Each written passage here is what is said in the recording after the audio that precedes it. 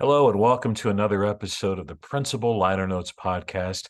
This is Sean Gaylord, and this is episode 145.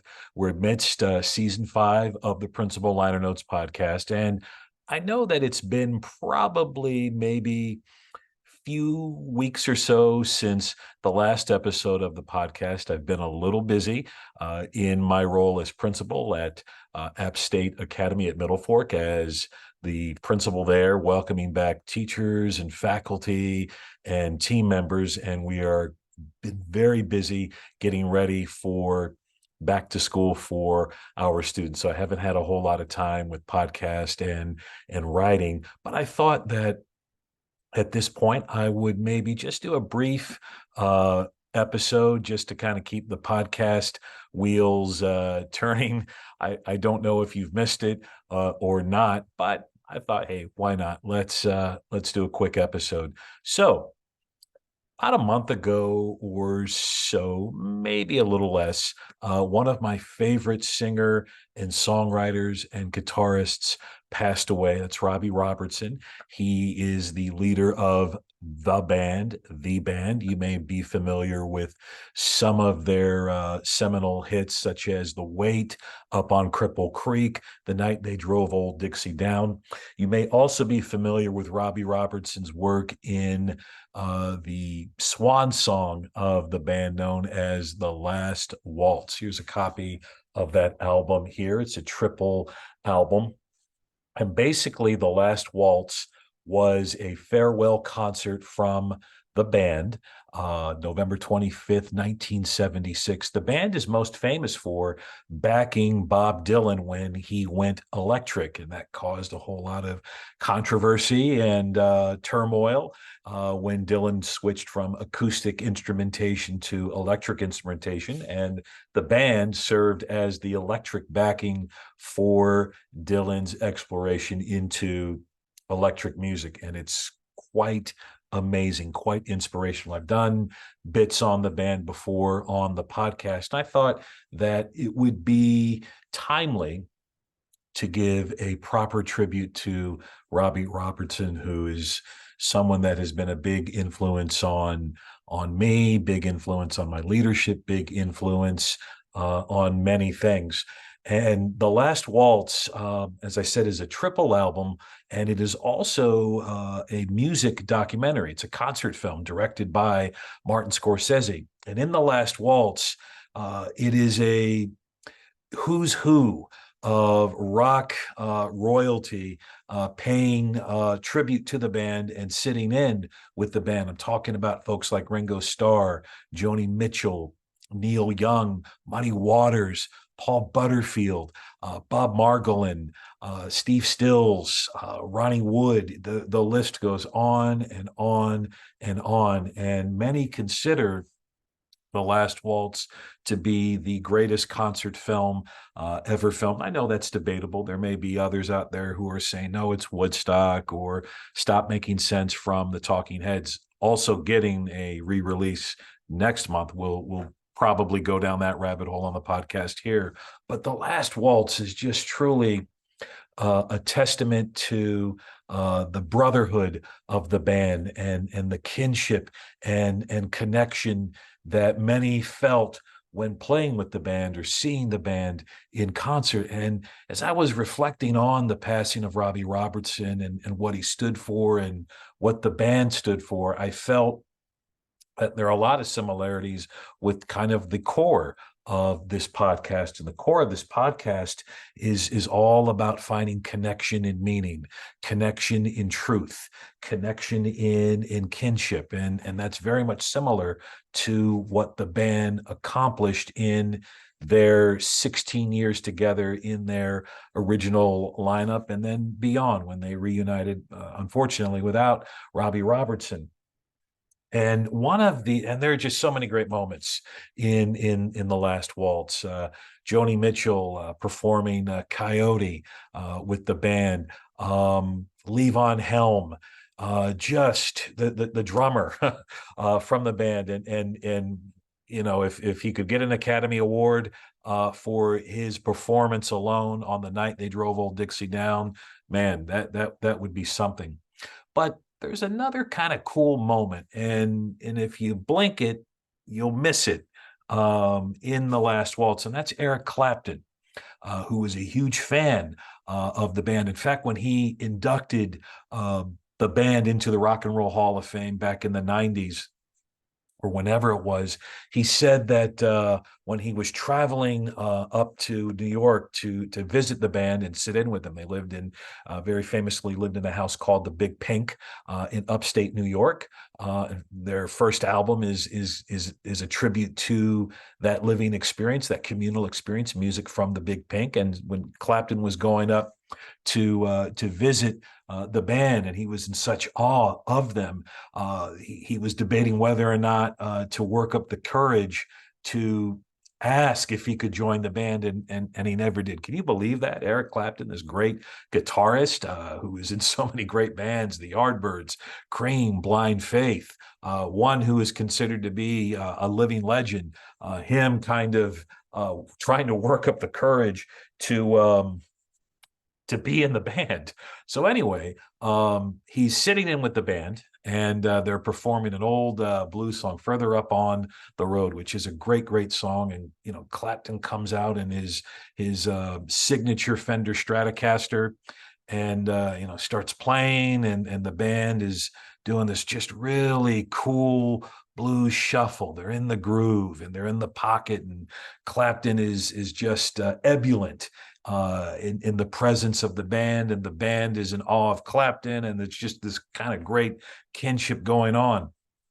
And in the middle of Clapton's first solo, his guitar strap breaks, and he turns to Robbie Robertson, kind of without missing a beat, literally, and says, "Robbie." And then Robbie, without missing a beat, picks right up where Clapton leaves off in the solo and does this just immaculate blues solo. And off camera, they're finding a new guitar strap for Clapton. And again, this is all of maybe 30 seconds, if that. It's just so quick.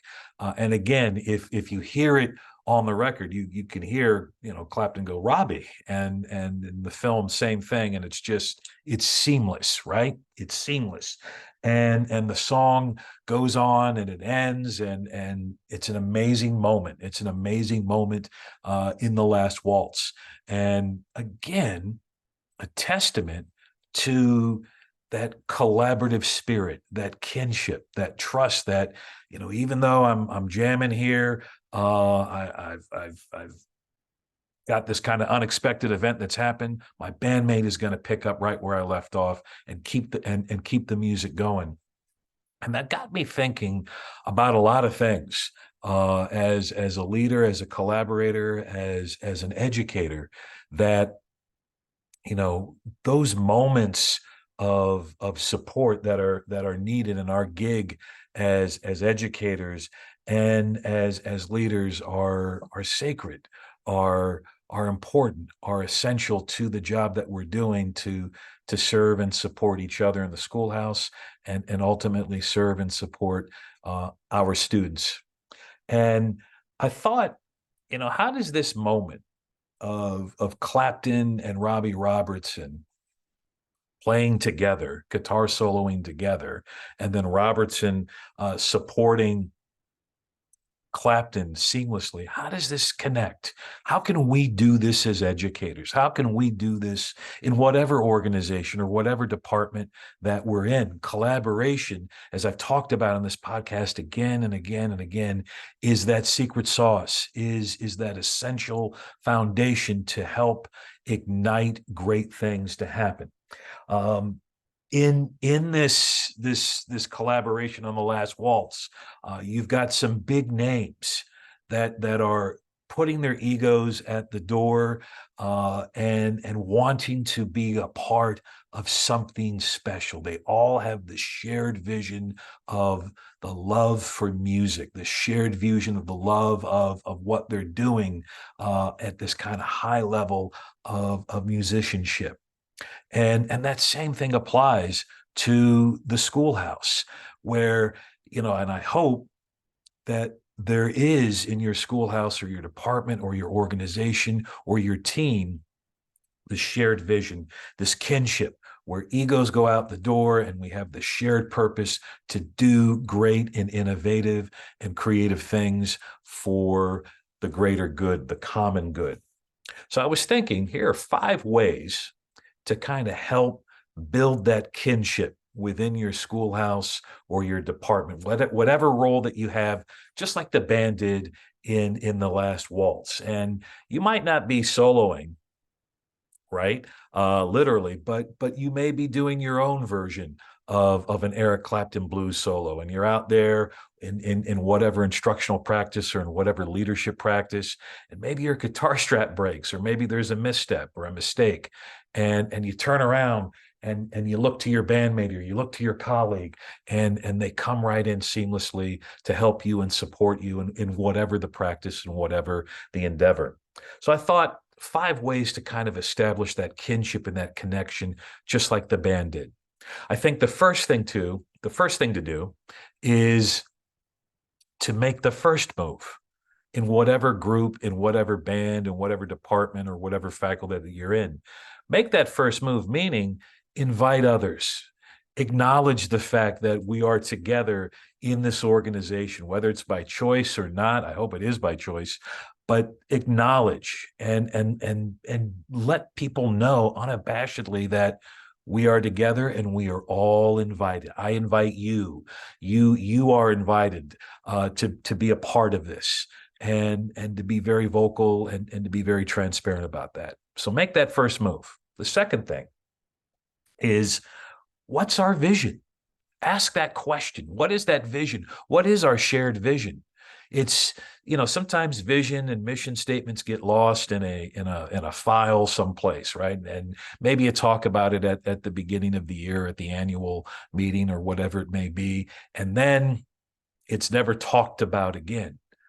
But it is important for that vision, that mission, to be living and breathing. And that's living and breathing within you. That's living and breathing in the work that you are attempting to do to make great things happen. So ask that question as you're gathering your department or your faculty together, and then try to find that common ground. Try to find those core values that you all share together, whether you list them out, whether you put them on a jam board or you put it on poster board or whatever, however you're going to do that. What's our vision? The third thing is to establish goals.